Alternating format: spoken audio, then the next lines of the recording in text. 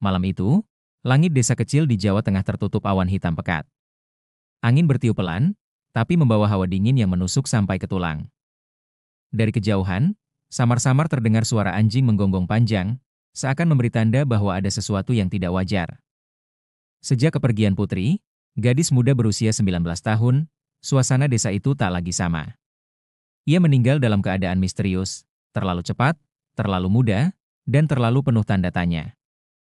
Warga masih sulit menerima kenyataan bahwa seorang gadis ceria seperti Putri kini hanya tinggal nama di batu nisan. Namun yang lebih mengusik adalah cerita-cerita yang mulai beredar. Malam-malam setelah pemakamannya, beberapa tetangga mengaku mendengar suara langkah kaki di lorong rumah keluarga Putri. Lampu sering berkedip sendiri, dan suara lirih tangisan perempuan terdengar dari kamar tempat Putri dulu tidur.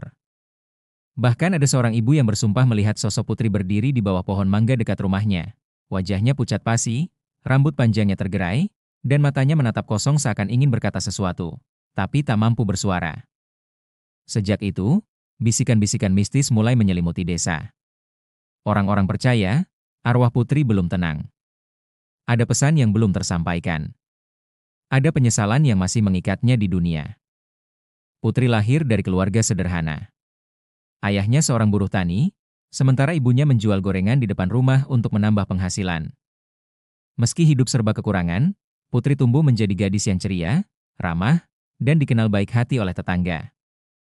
Namun, memasuki usia remaja, Putri mulai gelisah. Ia sering iri melihat teman-temannya yang sudah dilamar atau menikah muda.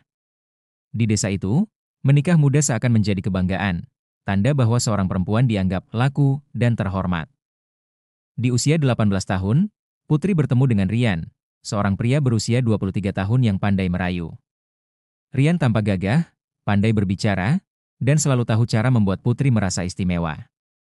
Meski pekerjaannya tak jelas, hanya serabutan, kadang jadi tukang ojek, kadang ikut proyek bangunan, Rian berhasil menaklukkan hati Putri dengan janji-janji manis. Kalau kamu mau sama aku akan bahagiain kamu. Aku akan kerja keras, gak akan biarin kamu susah, begitu kata Rian suatu sore, sambil menatap Putri dengan penuh keyakinan. Putri yang masih muda dan polos, terbuai. Ia tak memikirkan jauh ke depan. Baginya, menikah dengan Rian adalah jalan pintas menuju kebahagiaan. Tanpa banyak pertimbangan, ia menerima lamaran itu, meski orang tuanya sempat ragu. Pernikahan digelar sederhana di balai desa. Musik dangdut mengiringi, tamu-tamu datang memberi ucapan selamat, dan Putri terlihat sumringah mengenakan kebaya putih sederhana. Namun di balik senyum itu, sebenarnya ada keraguan kecil di hati ibunya. Putri masih terlalu muda. Rian juga belum punya pekerjaan tetap. Apakah mereka benar-benar siap? Begitu bisikan sang ibu dalam hati, yang akhirnya ditelan oleh keramaian pesta. Hari itu, semua orang melihat Putri sebagai pengantin baru yang bahagia.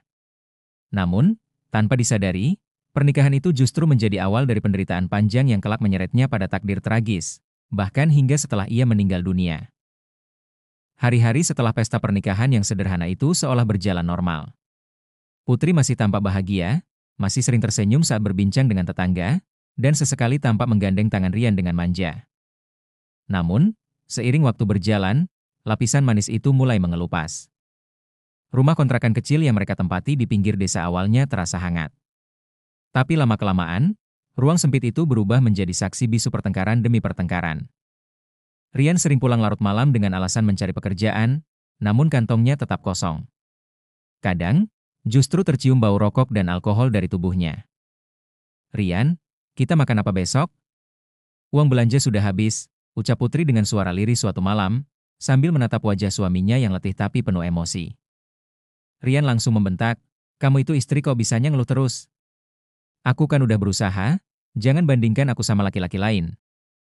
Bentakan itu membuat Putri terdiam. Matanya berkaca-kaca, hatinya bergetar. Ia mencoba menahan tangis, tapi di dalam dadanya, luka itu semakin dalam. Hari-hari berikutnya, tekanan semakin berat. Putri terpaksa membantu ibunya lagi berjualan gorengan, meski kini statusnya sudah menikah. Beberapa tetangga mulai berbisik-bisik.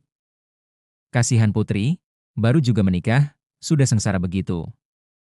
Namun, yang paling menyiksa Putri bukan hanya soal ekonomi. Lebih dari itu, ia merasa terjebak. Ia kehilangan kebebasan sebagai gadis, kehilangan harapan akan masa depan, dan kehilangan kebahagiaan yang dulu ia impikan. Malam-malamnya sering dihabiskan dengan duduk termenung di sudut kamar. Cahaya lampu minyak yang redup menerangi wajahnya yang semakin pucat. Air mata menetes tanpa henti, membasahi bantal usang yang sering ia peluk erat. Ya Allah, kenapa aku merasa sendiri begini? Bukankah pernikahan seharusnya membuatku bahagia? Bisiknya dalam doa yang tertahan. Namun, semakin ia berdoa, semakin ia merasa sesak. Bukan karena Allah tidak mendengar, tapi karena hatinya sudah terlalu penuh dengan kecewa dan luka. Di saat-saat seperti itu, ia mulai mendengar suara-suara aneh. Kadang, di tengah malam, ketika Rian tak juga pulang, Putri merasa ada langkah kaki di halaman rumahnya. Seperti seseorang berjalan mondar-mandir, padahal ketika ia menengok keluar, halaman itu kosong, hanya ada angin malam yang berhembus dingin. Kadang pula ia mendengar bisikan samar, suara seorang perempuan yang entah dari mana, berulang kali berkata, "Sabar, sabar, Putri, waktumu belum tiba." Suara itu membuat bulu kuduknya berdiri. Ia tidak tahu apakah itu hanya halusinasi karena pikirannya terlalu penat, atau memang ada sesuatu yang lain, sesuatu yang tak kasat mata, yang mulai mengikuti setiap langkahnya. Dan tanpa ia sadari, penderitaan itu perlahan menggerogoti jiwanya, membawa Putri ke jalan menuju takdir pahit yang kelak membuat arwahnya tak pernah bisa beristirahat dengan tenang. Malam itu, hujan turun deras, mengguyur seluruh desa.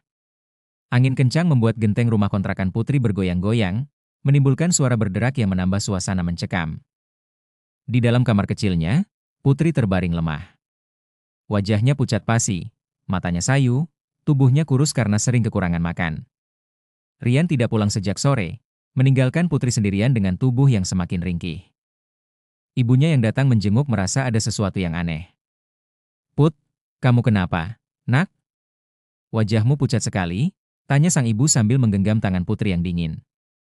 Putri hanya menggeleng pelan. Bibirnya bergetar, seakan ingin berkata sesuatu, tapi tertahan. Matanya berkaca-kaca, seolah ada beban besar yang tak sanggup ia ceritakan. Malam itu, hujan semakin deras. Kilat sesekali menyambar, menerangi kamar dengan cahaya putih menyilaukan. Dan di tengah deru hujan, Putri menghembuskan napas terakhirnya. Sunyi, hening, tanpa teriakan, tanpa siapapun di sisinya kecuali sang ibu yang menangis histeris. Kabar kematian Putri menyebar cepat ke seluruh desa. Tetangga berdatangan, sebagian membawa tikar, sebagian membawa nasi untuk keluarga berduka. Namun, banyak yang berbisik dengan tatapan penuh tanda tanya. Kenapa bisa meninggal secepat itu? Putri kan masih muda. Apa karena sakit? Atau karena tekanan batin? Jenazah Putri dimandikan, dikafani, dan disalatkan sesuai syariat Islam. Namun ada hal yang membuat beberapa orang merinding. Wajah Putri tampak tegang, alisnya berkerut, dan bibirnya sedikit terbuka seolah hendak mengucapkan sesuatu yang tak sempat terucap. Wajahnya seperti orang yang belum rela pergi, bisik salah satu tetangga dengan suara bergetar. Saat jenazahnya diturunkan ke liang lahat, hujan tiba-tiba berhenti. Langit mendung, tapi sunyi mencekam menyelimuti seluruh pelayat. Beberapa orang merasa angin dingin berhembus melewati tengkuk mereka, membuat bulu kuduk berdiri tanpa sebab. Sejak hari itu, ketenangan desa berubah. Malam-malam berikutnya dipenuhi kejadian ganjil. Lampu rumah keluarga Putri sering mati sendiri tepat pukul 12 malam, lalu menyala kembali tanpa disentuh. Ibunya beberapa kali mendengar suara langkah kaki berjalan mondar-mandir di kamar Putri, padahal kamar itu sudah kosong. Bahkan seorang tetangga yang pulang dari masjid pada Isya bersumpah melihat sosok perempuan bergaun putih berdiri di jalan setapak dekat kuburan desa. Rambutnya panjang terurai, wajahnya pucat, dan matanya menatap kosong. Wajah itu, wajah Putri. "Demi Allah, itu Putri, aku kenal betul wajahnya," ujar tetangga itu dengan nada ketakutan. Sejak saat itu, semakin banyak orang percaya, Putri meninggal dalam keadaan tidak tenang. Arwahnya masih gentayangan, seolah mencari jawaban, atau keadilan atas hidup pahit yang ia jalani. 7 hari setelah pemakaman Putri, keluarga mengadakan tahlilan di rumah. Para tetangga berkumpul, duduk bersila, membaca surah Yasin dan doa-doa. Suara lantunan ayat suci Al-Quran bergema, menggetarkan hati siapapun yang mendengarnya. Namun malam itu, sesuatu terjadi. Ketika ustaz yang memimpin doa mulai menutup dengan kalimat Al-Fatihah, tiba-tiba lampu rumah padam. Gelap gulita menyelimuti ruangan. Beberapa orang menjerit kecil, anak-anak menangis ketakutan. Hanya suara azan dari masjid jauh di ujung desa yang samar-samar terdengar, bercampur dengan bunyi dedaunan yang bergesekan. Beberapa detik kemudian, lampu menyala kembali. Tapi banyak orang bersumpah melihat bayangan putih berdiri di sudut ruangan, tepat di kursi tempat putri dulu biasa duduk. Ibu putri yang duduk di dekat pintu tiba-tiba jatuh pingsan. Setelah sadar, dengan suara terbata-bata ia berkata, Dia ada di sini." Putri duduk di kursi itu, wajahnya pucat, matanya penuh air mata. Sejak malam itu, gangguan demi gangguan terus menghantui keluarga. Malam hari, terdengar suara tangisan lirih dari kamar putri. Tangisan itu terdengar jelas, seperti seorang gadis yang sedang menahan sakit hati. Padahal kamar itu sudah dikunci rapat dan tidak ada seorang pun di dalamnya.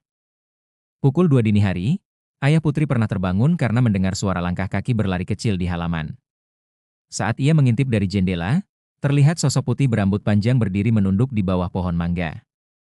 Ketika disorot dengan senter, sosok itu menghilang begitu saja. Seorang anak kecil tetangga, dengan polos berkata kepada ibunya, "Bu, Kak Putri tadi main sama aku di halaman." Dia bilang kedinginan. Mendengar itu, sang ibu langsung pucat pasi dan segera membaca ayat kursi berulang kali. Desa pun menjadi heboh. Nama putri kembali dibicarakan, tapi kali ini dengan nada ketakutan. Ada yang percaya arwahnya gentayangan karena meninggal dalam keadaan kecewa. Ada pula yang menduga ada sesuatu yang lebih gelap, bahwa pernikahan dan penderitaannya membuat jiwanya terikat dengan rasa tidak ikhlas. Keluarga putri yang tidak sanggup lagi menahan teror akhirnya memanggil seorang ustaz yang dikenal mampu menenangkan roh-roh penasaran. Ustaz itu datang, membawa tasbih, air doa, dan Al-Quran. Di malam pembacaan doa itu, ketika ayat-ayat suci diperdengarkan, terdengar suara pintu berderit pelan. Angin dingin masuk dari jendela, membuat lilin di meja bergoyang hebat. Semua orang yang hadir merinding, karena pada saat itu, terdengar jelas suara bisikan perempuan lirih berkata, "Aku belum tenang." Suasana rumah keluarga putri malam itu sangat mencekam. Lilin yang bergoyang-goyang seolah mengikuti arah angin dingin yang berhembus dari jendela. Semua orang yang hadir, dari anak-anak hingga orang tua, duduk terpaku dalam lingkaran doa. Ustaz yang memimpin majelis itu membuka Al-Quran. Suaranya tenang tapi berwibawa ketika ia mulai membaca surah Yasin, ayat demi ayat menggema, seakan mengiris kegelapan yang menyelimuti ruangan. Namun, di tengah lantunan ayat suci itu, suara tangisan lirih terdengar kembali. Kali ini lebih jelas, lebih dekat, seolah berasal dari kamar putri. Tangisan itu seperti rintihan seorang gadis yang tersiksa, penuh penyesalan dan kepedihan. Ibu putri menutup wajahnya dengan mukena sambil menangis terisak. "Nak, kalau itu memang kamu, kembalilah pada Allah, jangan ganggu lagi." Ustaz berhenti sejenak, menatap wajah keluarga yang sudah pucat pasi. Lalu ia berkata pelan, "Putri belum tenang, rohnya masih terikat dengan beban di dunia. Dia ingin menyampaikan pesan." Suasana hening. Semua orang menundukkan kepala, menahan napas. Ustaz kemudian melanjutkan, "Pernikahan putri terjadi terlalu terburu-buru, tanpa kesiapan lahir dan batin. Ia menanggung beban yang tak sanggup ia pikul. Kesedihan dan kecewa itu ia bawa sampai ke alam kubur. Karena itu, arwahnya merasa terikat, seakan ingin memperingatkan kita semua." Beberapa orang terisak mendengar kalimat itu. Ustaz lalu menambahkan, dengan suara tegas namun penuh kasih, "Ingatlah, pernikahan bukan hanya soal cinta. Ia adalah ibadah besar, amanah dari Allah, yang harus dijalani dengan kesiapan hati, iman, dan tanggung jawab. Jangan ulangi kesalahan yang sama. Jangan terburu-buru hanya karena desakan usia atau gengsi. Karena jika salah melangkah, deritanya bukan hanya di dunia, tapi bisa terbawa sampai ke alam baka." Air mata mengalir di pipi ibu putri. Semua yang hadir larut dalam doa, memohon agar Allah mengampuni dosa-dosa putri, menenangkan arwahnya, dan memberi pelajaran bagi mereka yang masih hidup. Sejak malam itu, gangguan mistis mulai mereda. Tidak ada lagi tangisan di kamar putri, tidak ada lagi bayangan putih di pohon mangga, dan lampu rumah tak lagi berkedip di tengah malam. Namun, kisah tentang putri tetap hidup di hati warga desa. Sebuah tragedi yang berubah menjadi legenda, menjadi peringatan abadi. Jangan terburu-buru menikah muda dengan orang yang belum siap. Pernikahan adalah jalan ibadah, bukan permainan, dan setiap pilihan akan dipertanggungjawabkan di hadapan Allah. Nama putri kini selalu disebut dengan penuh iba dan rasa takut, menjadi cermin bagi banyak gadis muda di desa agar tidak mengulang langkah yang sama. Arwahnya mungkin sudah tenang, tapi pesan dari kisah hidupnya akan terus bergema, dari dunia hingga akhirat.